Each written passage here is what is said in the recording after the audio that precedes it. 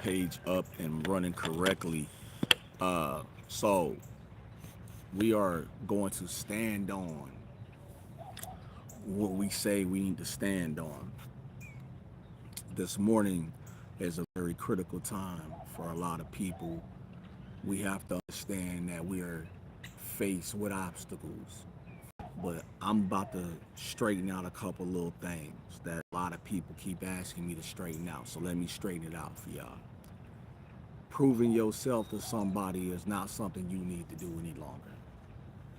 It's not something you need to do any longer. It's not something that you're required to do. You don't have to waste time doing it. Understand that when you're proving yourself to somebody, you wasting way too much time gaining their trust. What you need to understand is that people are only going to believe what they want to believe. Sorry to say it the way I'm going to say it, but it is what it is. Some people are only going to believe what they can see, but not hear. I was fortunate to sit down and have a conversation with a great person, and they told me, they said, there is a moment in your life where people are going to judge you even when you're doing the right thing. It threw me for a loop. It literally threw me for a loop because I had no clue what they were talking about. So they're going to judge you even when you're doing the right thing. They're going to find faults in it. And I really sat back and said, well, how's that even possible to find fault in somebody doing the right thing? They said, because somebody got to have some kind of, it's got to always be a yin and a yang thing. They said, I don't want to know you for the person you are now. I want to know you for the person you was then. Ooh wee. The thing about it is when you come from an element of violence, drug selling, and things of that nature, people don't want to see the element of elevation. They don't want to see that where you were is not where you're at. You know what I'm saying? One thing about I tell anybody in the world that's listening that we reach a point in our life where change has to happen. If hatefulness is all that people can bring to the table, then sometimes you got to let them go. You got to move people out the way. I tell people all the time, don't come and be friendly with me to my face and then like try to degrade me behind my back. I need you to stand on that. If you don't like me in person, don't like me. If you don't like me when I'm not around, don't like me in person. You know what I'm saying? We live and we learn, right? Because it's a culture thing. Somebody told me, Carter, how come black people hate other black people?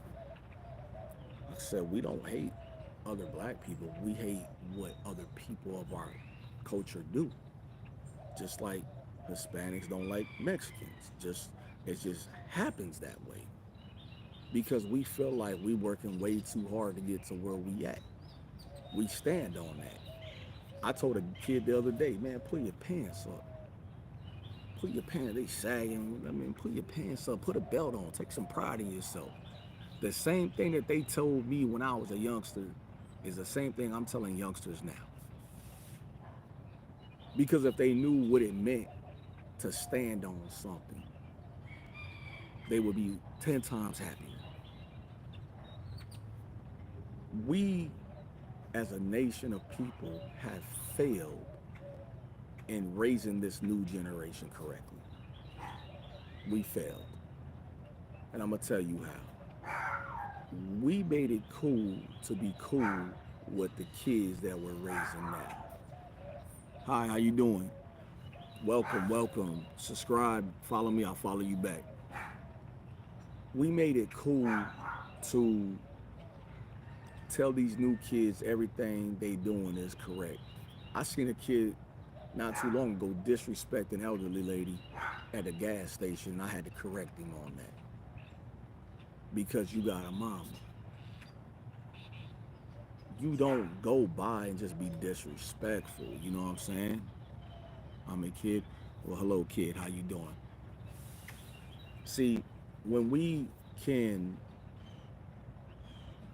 teach the young kids today, I call them the video game kids because they play most of the time they on video games. They not really outside interacting with other kids, which sometimes is cool, it's safer. But you should interact with your friends more than you normally would. Well, if you that young, you shouldn't be on here. Hi guys, how's everybody? How's everybody? This a friendly conversation. So understand that even as young as people are,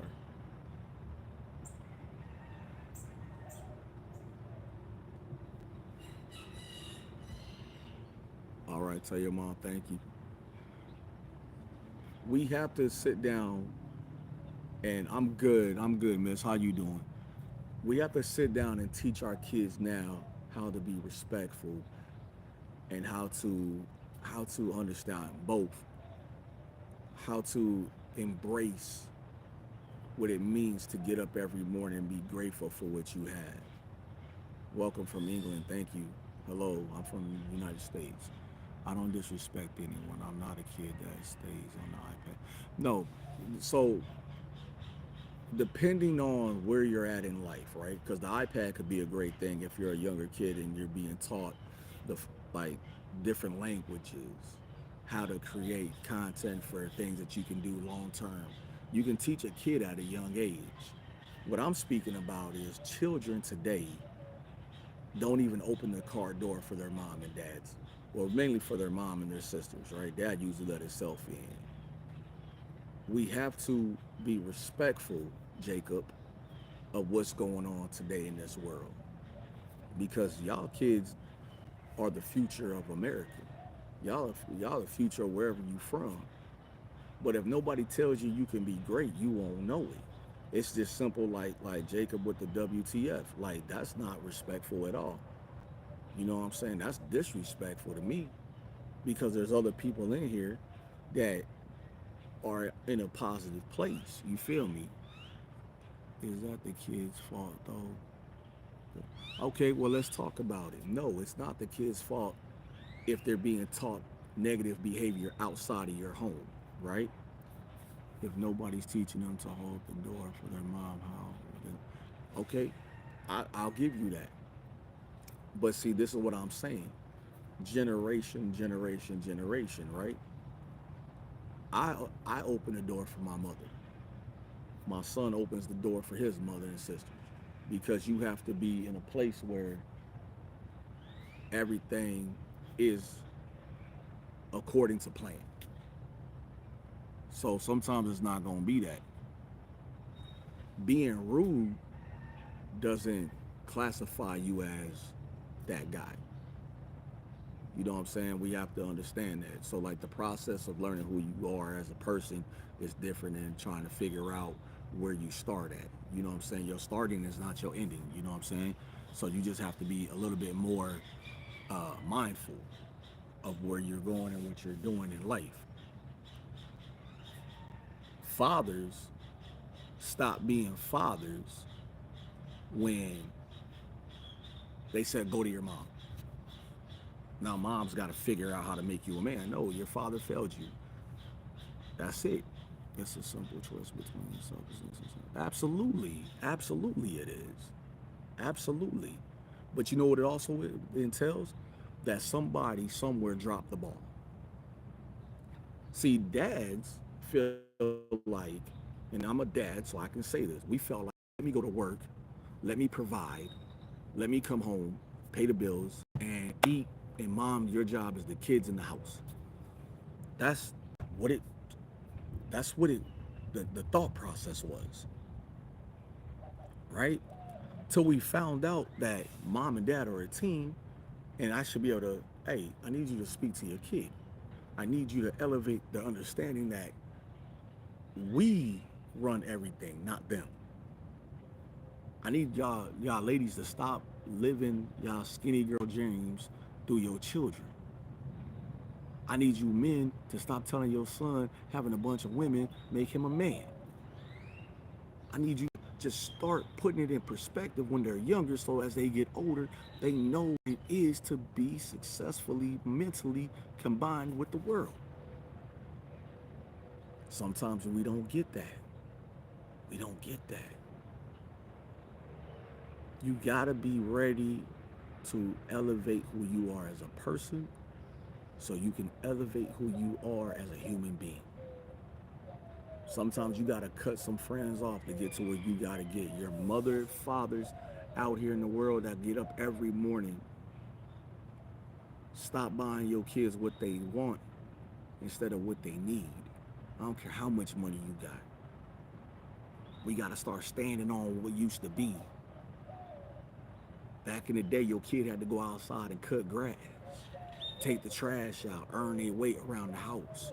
Your daughters wash the dishes, helped you with the clothes, fold them up. They earn their way around the house. Now they be like, oh, I'll be right there. I'll get to it in a minute. No, you get to it when I say you get to it, which is now.